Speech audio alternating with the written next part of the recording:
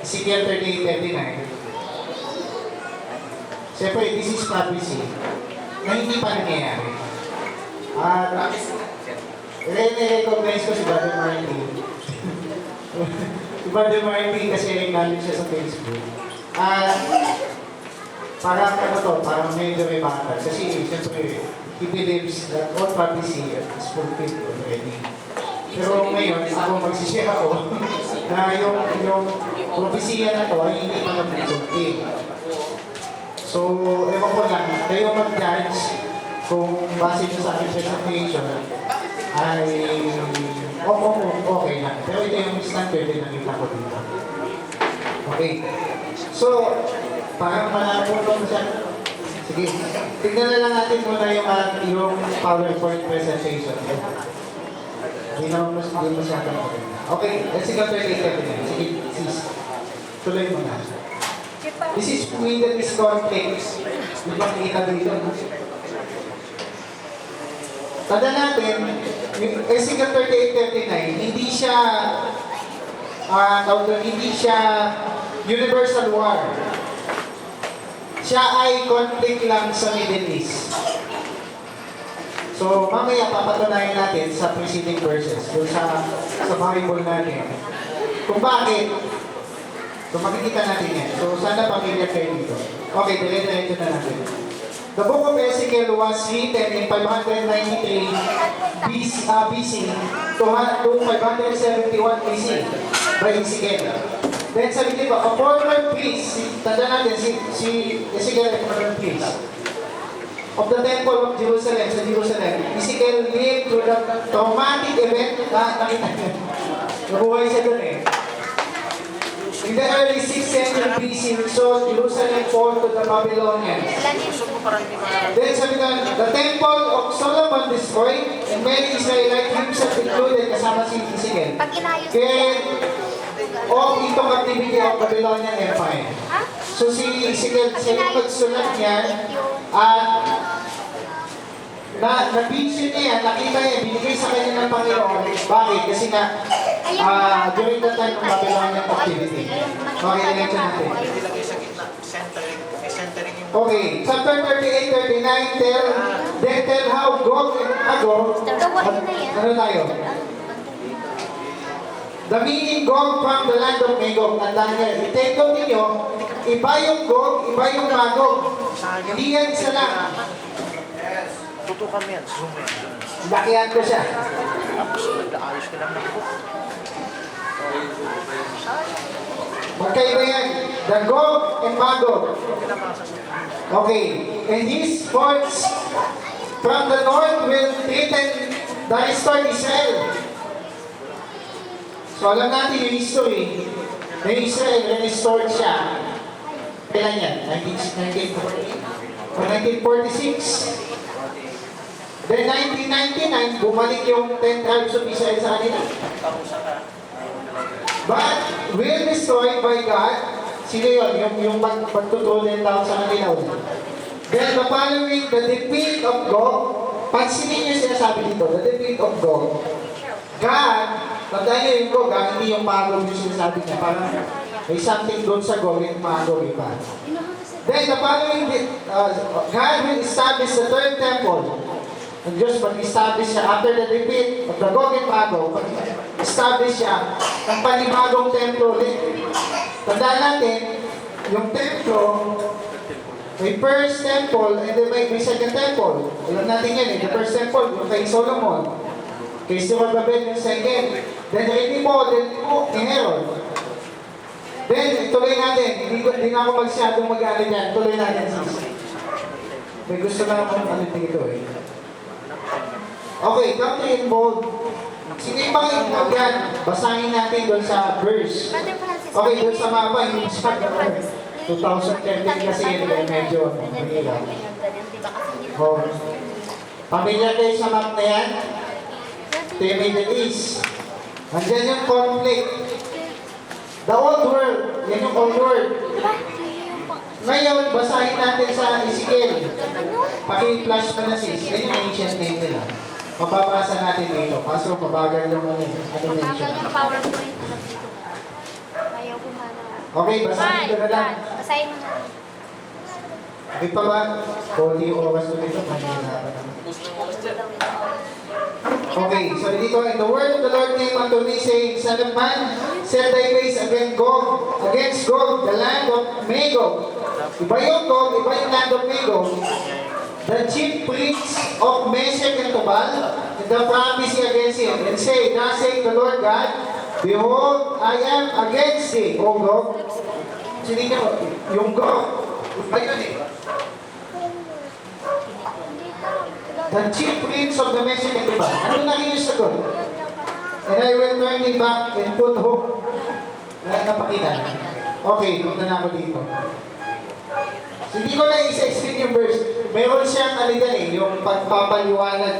Gusto ko sana yung paliwanag verse by verse, kaso hindi ko na aabutin kasi 20 minutes. Yung Gog, ibig sabihin yan, mountains. Hindi makita masyado. Yung Gog, Ayusin mo. Pag inayos ko. unang description niya is Rubinite siya, son of Shemaiah. Isa-isayin mo na.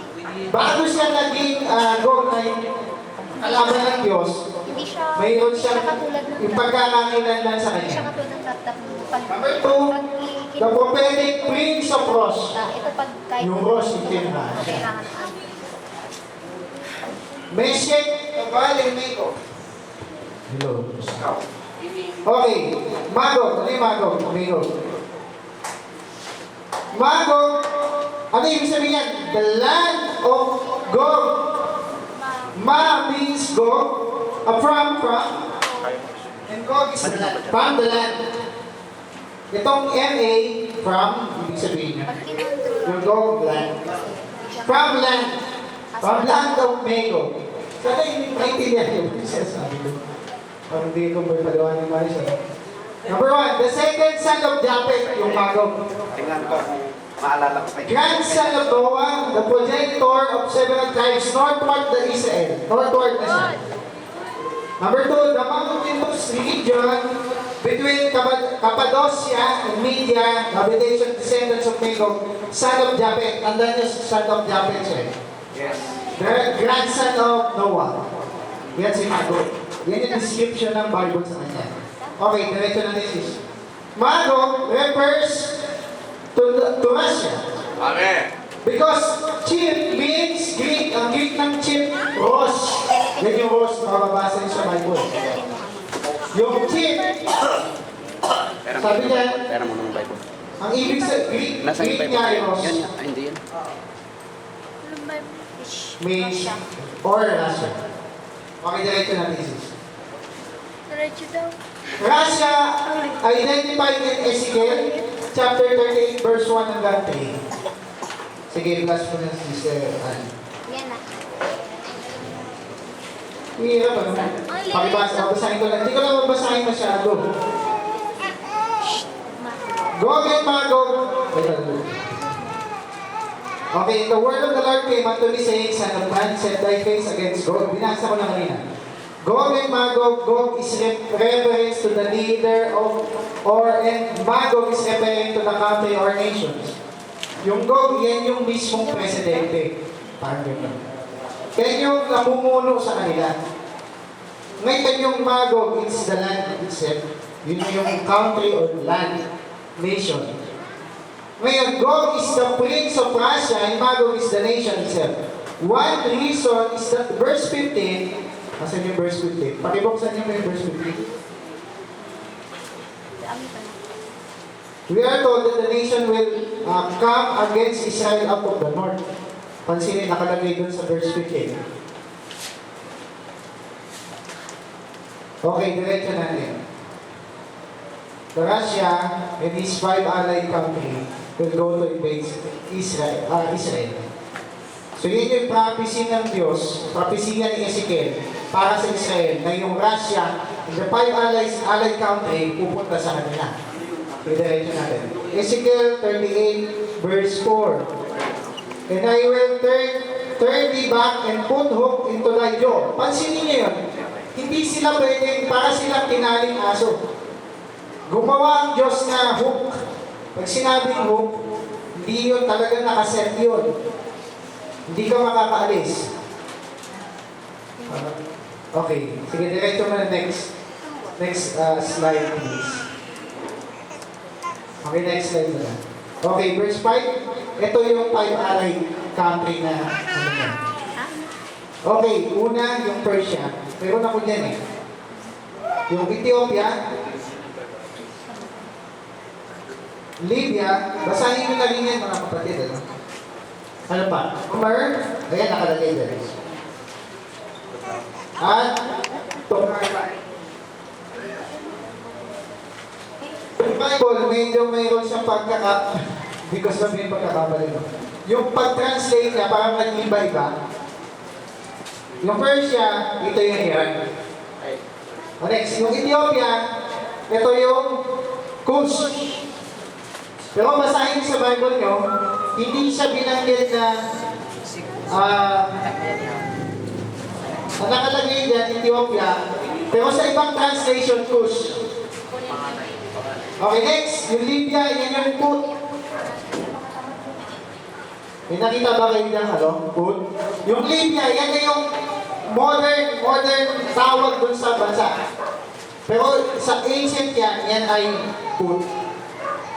Okay, next. Togarma, o Gomer. Turkey and Gomer. Yung Togarma, yung Armenia.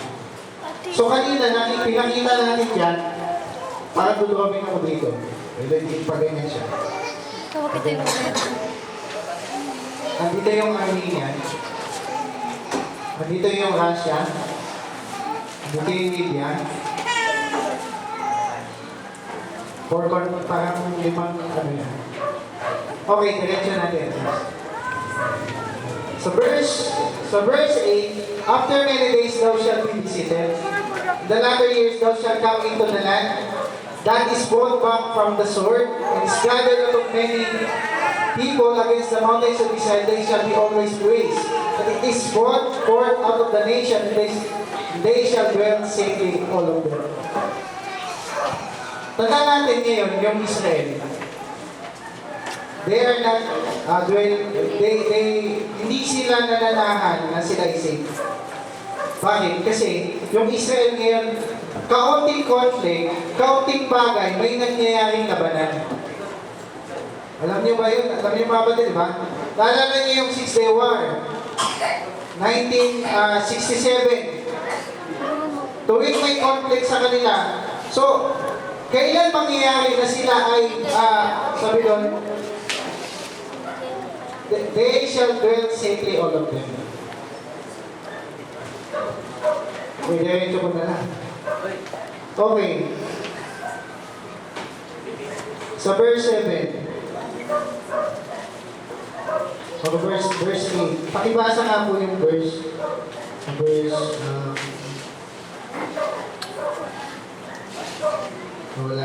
Wala po. Sa verse 11. Okay, diretso na lang muna natin to. Okay, the mountain of Israel, referred to the land of Israel itself. Ngayon, sabi niya, yung Israel will dwelling safely. Will be dwelling safely. The word in the original Hebrew from dwelling safely, meaning detached, can have a meaning of feeling safe. Pansinin niyo yung dwelling safely. Hindi talaga siya safe. Parang ano siya, hindi siya feeling safe lang. Hindi siya safe pero feeling safe. Kung i-check mo yung concordance mo, it's strong mo, ibig sabihin mo, feeling safe. Dwelling safety. Okay, diretso natin yung slide dito na ako mag-ilan. Due to the repeated requisite for Israel to have peace and safety before the Gog and Magog war, this concrete evidence like a peace treaty or covenant is in view instead of just a feeling of safety. This could be 7 years covenant. Yung pananahan na safe sa kanila, yun ay pasimula ng peace treaty. Pansinin natin yung Israel, parang ano sila ngayon, hindi sila masyadong safe. Pag nananahan ka sa Israel, puro ano doon sabi ni Sister Rodela sa akin, Alam mo ba dito, bumabato yung pag tumira ng bomba yung mga sa Gaza Strip. At yung mga Palestine yun eh. Gagantihan agad. Magkakaroon na sila ng laban. So, yung binabanggit kanina sa verse 8, doon sa Bible, na sinasabi doon, they dwell safely, is not talagang safe sila. Yun ay pasimula ng darating na territory. Tandaan natin, by Daniel 9:27. So, ang war na to, is pasimula ng, tandaan natin, may peace covenant dito na mangyayari. Sana na, ano nyo na lang yung aking nasundan nyo na lang. So, to diretso natin ito. Nakita niyo yun? Confirm with the Antichrist. So, pasimula, ang war na ito, papunta doon sa treaty na gagawin ng Antikristo together to the Israel. 4 minutes pa, bilis. Then what it said, dwell safely. Okay, diretso natin. Remember, this war of Ezekiel 38:39 is the prelude to the Daniel 9:27. Peace covenant with Israel, and not only Israel, but many nations. So ang Israel, they dwell safely, pero hindi talaga sila safe. Bakit? Kasi nga, mayroong hindi pa nangyayari, at ito pa, kailangan muna siya mangyari. Russia and the five allied countries. So, diretso na natin. The war gonna be happening before the rapture take place.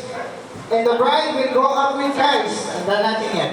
Itong war ng Ezekiel 38:39, mangyayari bago yan. So, hindi ko alam, may stand yung iba, mangyayari daw muna yung rapture bago yan. Pero sa akin, stand ko, mangyayari muna siya bago yung rapture. Kasi pasimula yun ng peace treaty covenant ng Israel doon sa Vatican. Okay, maraming talata eh. Okay, punta tayo sa verse 11. Saan ko lang? 4 minutes na lang. And thou shalt say, I will go up to the land of annual villages. Pasinin nyo to. I will go, ito yung Magog, Gog and Magog. Ito yung Russia. I will go to the land of annual villages. Sabi ng iba, the annual villages, naiintindihan niyo annual villages? Yung annual, ibig sabihin yan, walang wall. Walang protection, walang walang boundaries. Pero tandaan natin, ang Israel ngayon, mayroon silang 8 feet, 8 foot, tawag doon, barbed wire. Sinerge ko siya, tinignan ko siya kahit sa Google Map, Google Earth. Makita mo may boundary talaga yung, nila, yung Palestinian state, tapos yung Israel. Yung para sa kanila lang talaga, hindi pa nila nakuha, nabawi yun eh. Ngayon, bakit pupunta daw siya doon sa annual villages? Sino yung Russia yun? The five allied country. Ito na nga yun, yung 5. The Russia, yung Gog and Magog. Paano makakapunta siya doon? Ngayon, walled siya. Pero pansinin nyo, hindi, tandaan natin, ito, kinukontra ko na yun ay USA. Na nagsasabi US daw siya. Pupunta daw siya, yung Russia, pupunta muna siya sa Amerika, bago siya pumunta doon sa Israel. Ngayon, lapit-lapit ng Israel sa Russia eh. Ba't pupunta pa siya ng another continent? May sobrang layo na nun. Amerika naman lang. Then sabi niya, I will go to them that are at rest, that dwell safely. Tandaan niyo yung dwell safely, hindi talaga yung dwell safe. Pinakita ko kanina yung detached meaning to say, feeling safe. Feel lang, hindi talaga safe. All of them dwelling without walls, without walls and having neither bars nor gates. Walang bar. Ba't ngayon may bar? Yung Israel. Di ka, pag umapa ka dun sa boundary nila, sniper ka, patay. Ngayon, paano mangyari yun? Okay, ito yung ko. Ilang minuto ba din? Another possibility is the peace and safety could be expected after the defeat of Israel's immediate neighbors. May mga neighbor, yung Israel, ito yung part na nila. Alam niyo ba sabi diyan, na yung kalapit bansa nila aayon sa kanila. So ngayon, magkakaroon ng tawag doon, parang makikisama sa Israel. Then para i-defeat din itong lima. Ngayon, sabi niyan, because Israel's immediate neighbors are not included in the golden imago. Scripture support this notion. The following passage even use the same Hebrew word detach, found in Ezekiel chapter 38 of Ezekiel, for dwell safely or securely. Ngayon, sabi dito, medyo mahaba, hindi ko ano sa inyo. Time na. Yung Israel, maraming talata siya, bigay ko yung mga talata. I-indicated na kahit ngayon, kahit bago siya dumating yung war na yan, they are unwalled. Bakit sila unwalled? In the sense na desolate sila. Nakita niyo naman yung Israel ngayon. Yung wailing wall lang yun natira. Alam niyo ba yun, wailing wall lang natira? Wala silang protection until now. Pero yung protection lang nila, hindi yun wall and bars, yun ay separation lang ng state. Kaya sinabi doon, pit yung unwalled villages para sa Israel, hindi sa US.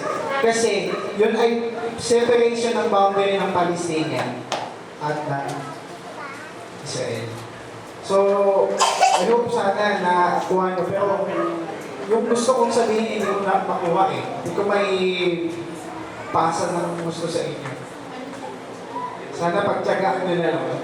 Mamaya na lang yung tanong. At sana masusugan ang gusto nyo mamaya. Yung mga kapatid.